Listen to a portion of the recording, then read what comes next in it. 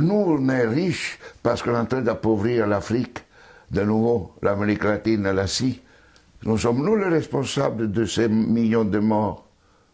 C'est nous qui disons que tu dois avoir accès à l'eau simplement si tu la payes. Que je t'amènerai l'eau si je suis rentable. En Afrique, c'est nous, c'est pas eux. Eux, ils étaient capables de le faire en communauté. Et donc, à l'heure actuelle, il faut se dire que les guerres qu'on est en train de faire, c'est quoi? C'est parce qu'ils nous ont attaqués. Qui? Quand Sarkozy a bombardé la Libye, aucun Libyen n'avait attaqué la France. La France n'avait pas été bombardée par personne. Et nous, quand les Américains ont bombardé Bagdad ou l'Irak, parce que c'était l'ennemi du mal, donc tous ces millions qui sont morts, et tous ces millions de réfugiés syriens, irakiens, etc., c'est qui eux, ils ont voulu. Et nous, on a le courage après de dire, je vais t'aider pour rester chez toi. Hein? Alors qu'on les a créé les conditions pour qu'ils doivent fuir. Et nous, on va dire hypocritement, cette Europe qui hypocritement donne 6 milliards à la Turquie, 2 milliards aux Libyens pour pouvoir tenir les gens qui viennent d'Afrique, où on est en train d'alimenter, nous, les guerres.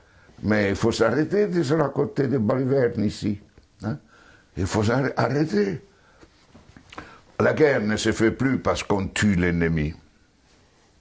La guerre est devenue, grâce à la technologisation, elle était déjà aussi d'avant, mais elle est devenue une activité économique la plus rentable après l'industrie pharmaceutique et l'industrie informatique. On fait la guerre parce que c'est rentable. Et malheureusement, si nous ne changeons pas nos dirigeants, et nous-mêmes, hein, dans le sens pas individuellement, mais les systèmes de valeurs fondamentaux, la sécurité nationale qui explique la guerre, la souveraineté nationale, l'appropriation privée du vivant, etc. Tout ça, on fera la guerre. On fera la guerre, pourquoi? Parce que pour cela, deviendra une activité de plus en plus rentable. D'ici quelques années, si vous éliminez la guerre, le PIB mondial chutera, d'après le système dominant. Et ne chutera pas si on est dans ce autre système.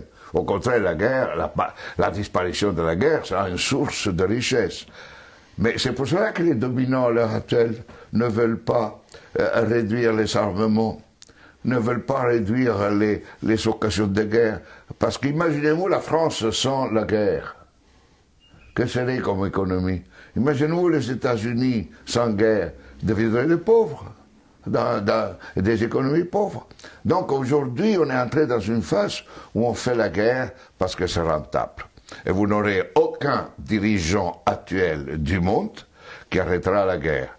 Parce qu'il sera crucifié, parce qu'il sera lapidé, parce